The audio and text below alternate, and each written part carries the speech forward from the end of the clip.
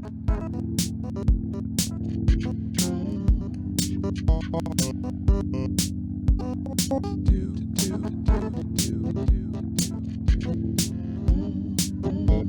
to die. Greetings, my brothers and sisters. How are you now? We are back with Wander and Wonder. And you know, it wasn't very long ago where all the snow had melted. Things were sunny and looking nice here in Canada. But at this point, we're looking at another very windy one. You know, weather that can freeze the fingers. I'm out here trying to keep the hoodie off because I don't know, there's just that, I love that feeling of light right on the head. You know, they say that there are certain wavelengths of light that are, you know, too thick to penetrate the human skull. So that's to say that when one's eyes are closed, they can't be affected by red light. Like, these are low bands of light. That's why they make alarm clocks, well, the old ones that weren't your phone, red. So when you close your eyes, you really are, you know, your eyelids will block everything because the red wavelengths are just too thick to get through. But they say, and you can feel it too, you can check for yourself, that you know, higher frequencies of light, let's just say like lighter colors, like, I tend to think like things like UV light, you know, beyond the spectrum of human vision. UV light can penetrate the skull, and so I don't like to wear hats, you know, whenever I can help it. I know it's freezing today, like below freezing. The ice is back, the snow's back, but yeah, I can't help but expose my head to the light. It just feels really good, even if it is behind all these clouds. Like, that's what people take vitamin D for. So sorry that it's so windy today. I hope that doesn't affect the audio negatively. I'm gonna try to stay amongst the trees as much as I can. But I've been doing some thinking here on Wander and Wonder, quite a bit actually, and I can't help but notice that all of my videos are bound to certain aspects of language, you know, whether that's verbal or perceived via my expression. I can't help but notice it, you know? And so I'd like to talk a little bit more about language. Not surprising, as it is a subject I've touched on many times.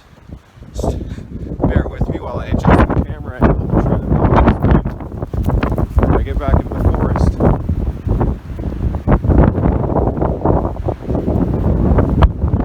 the ancients, as we're told, venerated gods of language, the little g gods in pagan polytheistic pantheons. The Egyptians worshipped Thoth. The Greeks worshipped Hermes.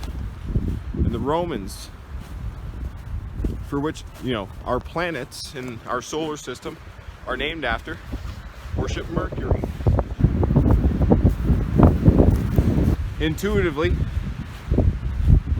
I perceive Mercury as being, you know, the closest to the sun, Solaris,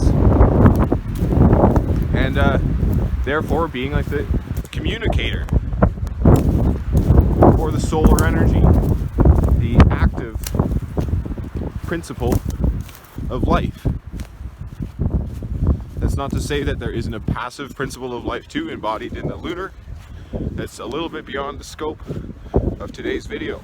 And that's not to say that there isn't a feminine expression in the sun as well. And we're very blessed right now to have these high winds, because for one reason or another, these little things here like to clank against the trees. It's really trippy walking through them. I'm just going to take a little time to soak in the various clanks. There's another one here. Yeah, you know, we live in stereo, left, right, so walking through these trees, it can be kind of a trip. First time I heard that, I took a couple walks back and forth just to feel that stereo sort of thing. You know, it's creepy. I was like, is this some sort of weird magic thing? Or, you know, you can sense the wind, you can hear the winds, gets you more in touch with nature, or is it like, you know, are they marking trees that they have to cut down, or, you know, are they extracting sap from those trees? I don't know. I certainly enjoy whatever it is that they've done with those little clinky clank things. You know, it really expresses the storm, the wind, and how crazy it is. The show today, it's Sunday, and I wanted to take it a little easy. You know, let's create an image of myself. That's the other thing, is we express ourselves through words, through expressions, through images. There's that rare sun. That's really nice. There's no point really in me trying to continue talking about any of that. So I was thinking about language. You know, people venerated these gods because well, there's one way to think of it, you know, as literal embodiment and, you know, constructions of the consciousness, like egregores, like ideas that we think so hard and so much together that they become metaphysical structures, you know, metaphysical entities, even like living, breathing, transforming things in the realm of the spirit. But we can also think about these pagan gods as a way of embodying the multiplicity of generations which has carried forward the idea of language. And, you know, that could be almost like, if you think about a video game, there are so many different skills, and I'm sure for each of those skills, in some pantheon or another, you know, take fishing for example. In most RPGs, you may have a skill called fishing. You think about, or maybe war is a better example, but you think about, there are gods of fishing. People would, you know, invoke the power of these gods, and these gods embodied the entire idea and the body of knowledge of fishing. You know, for example, I can't name you a fishing god exactly, but it seems as though aspects of the world which came to be understood by ancient peoples. Oh, it's so peaceful out. Just take a second to relax. Remember, you're just paying attention to a screen in the room, and I get so caught up sometimes in these thinking things. That's exactly what I was saying. Like, it's these thoughts, you know, they come to me. I put out the request, the ask, the call to consciousness, and I get answers based on what it is I've seen, and maybe even more so, like maybe it's things that I've, you know, tapped into that are beyond my personal experience in this, you know, 29 and a half years of living for me.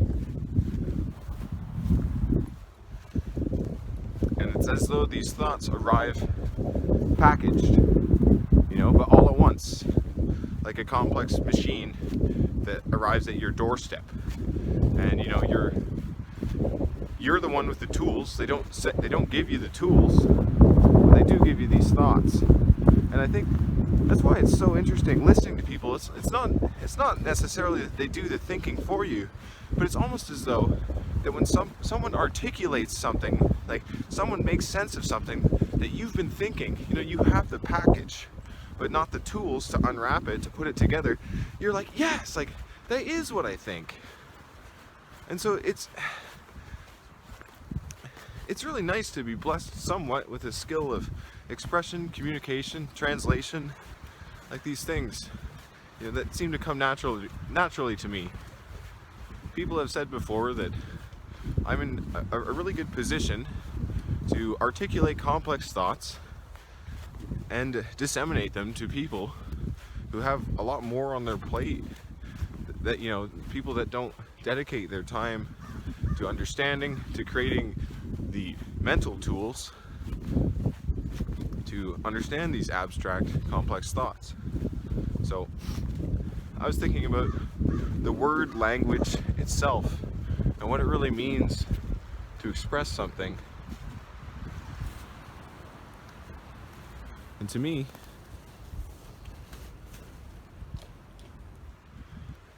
I think of the word language and I immediately think of my last name. The first part of it is Lang. And my name specifically translates from some Old English dialect or Celtic dialect of one sort or another to mean long hill. So that's to say the prefix for language could mean phonetically long. But long what? Language. What I hear, long age. Something to think about. The ages which we find ourselves in, you know, time-wise, are often dominated by one religion. I believe that currently, being in the age of Pisces, we are, you know, in the jurisdiction of the Christians, the Christian age. They call it the age of Pisces. You see Jesus expressed as a fish, you know.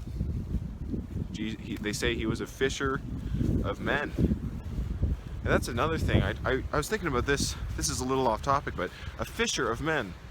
What's another meaning for the word fisher? Like, not necessarily somebody who's trying to catch aquatic animals, but a crack in the earth. You know, a fissure. Like magnitude 12 fissure, like Mariana's Trench, you know, plates crashing together sort of thing. This is the type of thing that I think about when I'm reading, and I hear the voice aloud in my head. This is a different form of reading than scanning, or, you know, just mentally taking it all in. There's an art to phonetics, you know, when you hear the sounds and they offer different meanings. So, with the assistance of some artificial intelligence earlier, I found the mainstream etymology of the word language, and what that comes from, according to the powers that be, who literally used Google, it comes from the French word lingua, which means tongue. And I thought, oh, that's very interesting, because we use our tongues primarily to express. They say that there's a certain part of the brain, they call it pineal gland, which begins in the mouth, you know, when the baby is in fetal form, when people are in states of psychedelic revelation, they often report tasting something, and the colloquial term for this is coined the nectar of divine, I can't remember, something like that. Nectar of divine knowledge. It's something strange. Maybe it'll come to me later. But yeah, it's so interesting. Sorry, it's so windy. Hopefully this doesn't affect the video too much. I'm trying to do everything I can here. So I think lingua, you know, tongue. I was thinking about the Tower of Babel, just to invoke that idea from the Bible. For anybody that doesn't know what that is, it's like an ancient civilization tried to build a tower so high that they could reach the heavens. And I don't know if they were trying to usurp God, but they were certainly trying to match him, you know, have some sort of omniscience, omnipresence, you know, something that was the highest of highs. And to think of this tower, you have to orient yourself, you know, imagine so high. Like that's how high they were going. And long story short, this tower is destroyed by God because he didn't like what people were doing, Christian God. Testament, and he scattered the people into multiple nations, and they were all, speaking different languages after having been separated. I find it so interesting. Phonetically speaking, again, we call this tower the Tower of Babel, as the language of infants, where I am from at least, is known as baby babble, when they're just going ah, blah, blah, ah, blah, blah. And it's not as though they aren't expressing anything. It's interesting to think of it as pure meaning, but without structure. And what is it that, I don't know if it was the Babylonians, but what was it that the builders of the Tower of Babel were creating? Structure, right?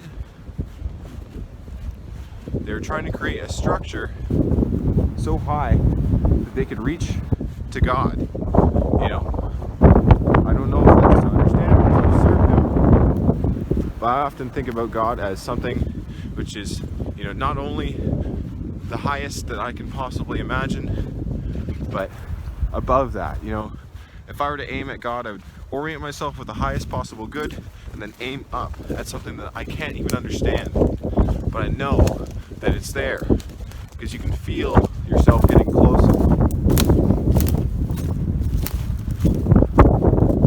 This idea of the Tower of Babel, being a metaphor for a metaphysical, beyond the physical, spiritual structure, trying to imitate God, to try to give people a way to climb on the work of others to God, like via staircase, via ladders, like via this tower which offers passage. The tower was destroyed, the people were scattered, and everybody, was babbling their own tongue, misunderstood by each other. Going back to the root of the word language, mainstream etymology, lingua. Sorry about this wind again. Hopefully there's just some people around, so I'm going to try to give them a little space so they can enjoy and not hear the ramblings, which are somewhat pre-prepared. I do really just write like a handful of things, maybe for point form. Sometimes I just come out here and talk, try to get prepared for the day. But, this guy's just going real slow with his dog, so I'm just going to go into the woods. Hopefully the wind's not too bad.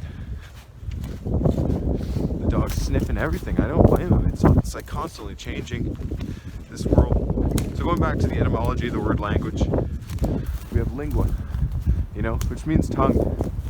And I find it so interesting that in Christianity and in medicine, in magic, there is so much use of the snake. And if we think about symbology, we have to think about the animal itself, And so, geez, this wind is just... we have to think about the animal itself. A snake is bound to the earth, it doesn't have legs, but it also has a forked tongue. I find it so interesting that the snake is so often associated with forces of evil, depending on where you're from. Like, this is the thing, it's a force of, I guess it's deception. As to say that the language which is spoke by the snake can be interpreted more than one way. Like, the split tongue is built right into the symbol of the snake. And I think to think about language, we have to be aware that we can be interpreted in different ways, depending on the background experience of the people we're trying to speak to.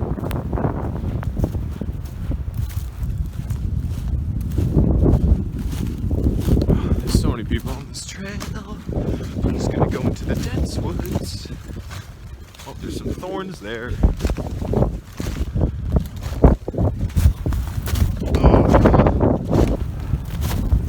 Oh, that's a big clearing. Wind's really brutal.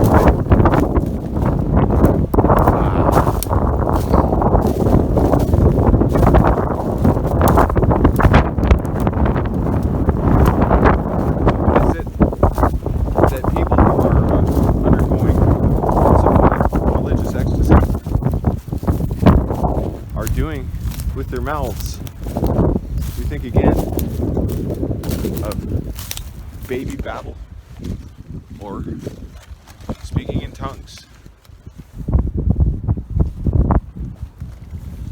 People who are in a state of absolute ecstasy are often reported as speaking in tongues. Is this another form of this like pure expression? Like the fungus, which embodies psychedelics in of itself, is a symbol of destroying that which is dead.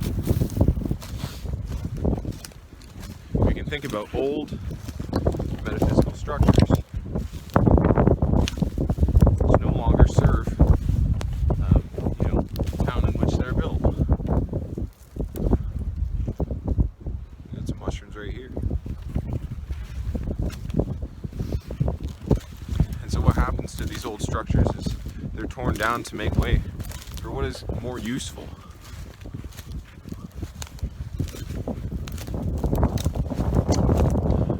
And what destroys a metaphysical structure often is somewhat of a religious ecstasy.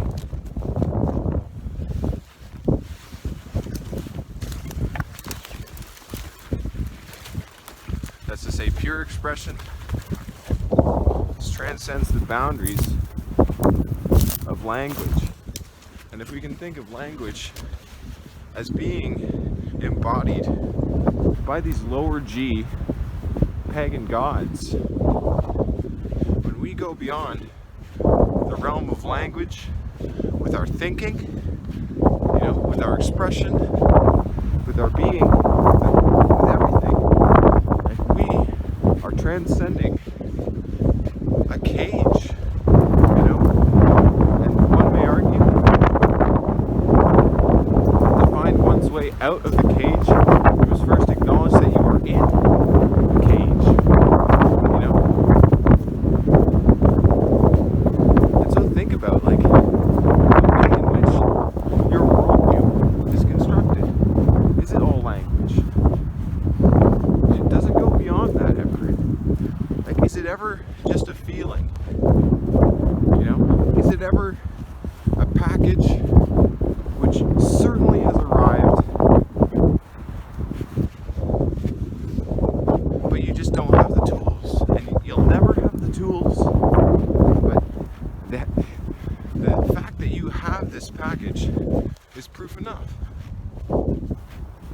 Certainly you want the tools to understand, but once you've reached the highest, you become one with the very thing that you're trying to understand. When we die, we don't know what happens. But there's this second law of thermodynamics, whatever it is.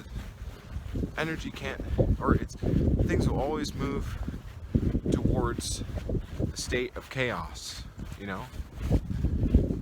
And so to think of intelligent design, we must think like we've been put here. That's not even the right sorry, it's not the right law of thermodynamics, but you can think about via intelligent design, like we are here and we have the ability to get better, to grasp understanding and to fight the forces of chaos. Now we're always subject to them and we will always die. There's some other weird scientific law, I can't remember them all. I'm out here just freeballing, I don't have much of this written down. I have like 6 or 7 words. But there's something, what do they call it? I don't know. I think it might be another law of thermodynamics, but they say energy cannot be created or destroyed, it can only change form.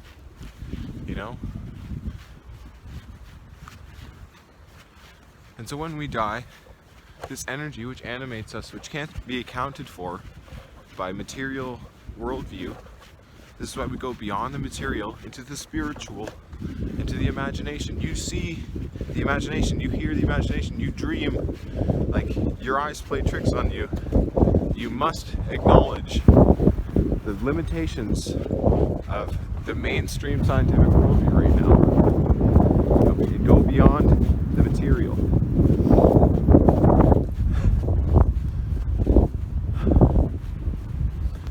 spun myself into a web here, you know. This is what happens. I'm just out here freeballing it.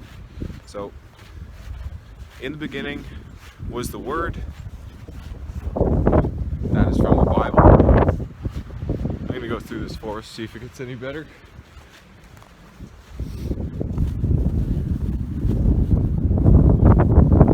The Word was not the Bible. They call the Bible the Word. You know, have you heard the Word? What I like to think about the Word is, and this is another thing, translation, like one version of the story to another. You go back into the ancient Greek manuscripts. Not that I have these, but you know, I've come to understand that the word is actually logos. And what does logos mean? It's a lot more complex. What is it that people venerate now as consumers? Logos. You know, corporate logos like Starbucks, McDonald's, Wendy's, all of these things burnt into your mind. There's even a little bit of evidence to point to the fact that the Starbucks symbol might be Mithra. I don't know too much about that. That's not what this is all about. The logos is the principal animating force of life.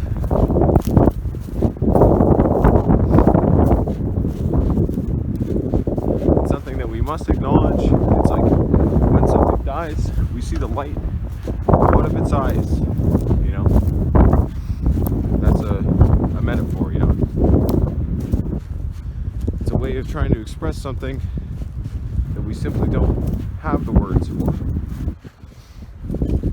So by speaking in metaphor, our brains are able to take those words and find a way to make sense of what it exactly, you know, it's like, oh, I need to cool off. Like when you're pissed off. It's not necessarily that, like, maybe, yeah, your body temperature does go down, but it's more about, like, your mind becoming calm. Like, I need to cool off. This is what people say, right? So, by use of these metaphors, we are able to access meaning which is beyond the literal.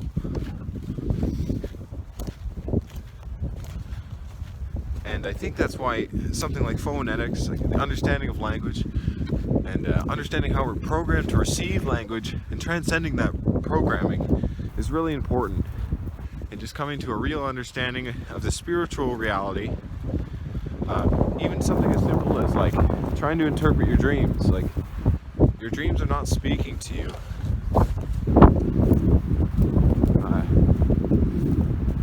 Like directly. They're using the tools which they can, you know. It's never going to be literal. And if it is literal, if you literally have a dream that is saying something very specific, you know, that might be a sign that you really need to get to it. Or maybe when something is said to you directly in a dream via language, lingua, tongue, you can think of it like that snake, you know. Not to say that the snake is evil or not, you know, the snake was created just like everything else, but those words can be taken one way or another.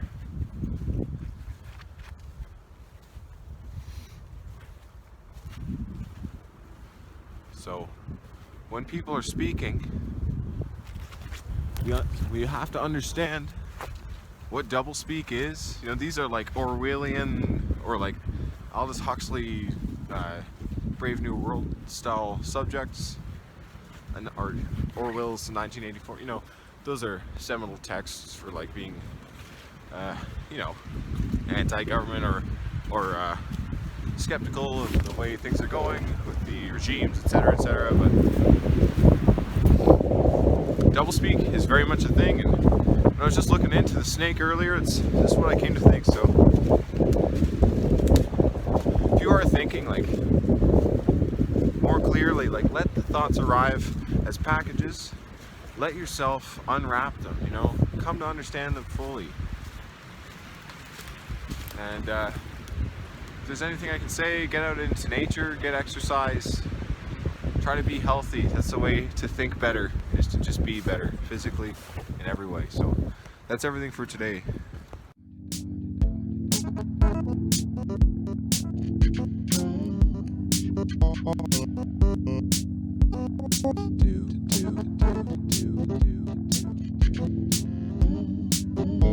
or to die.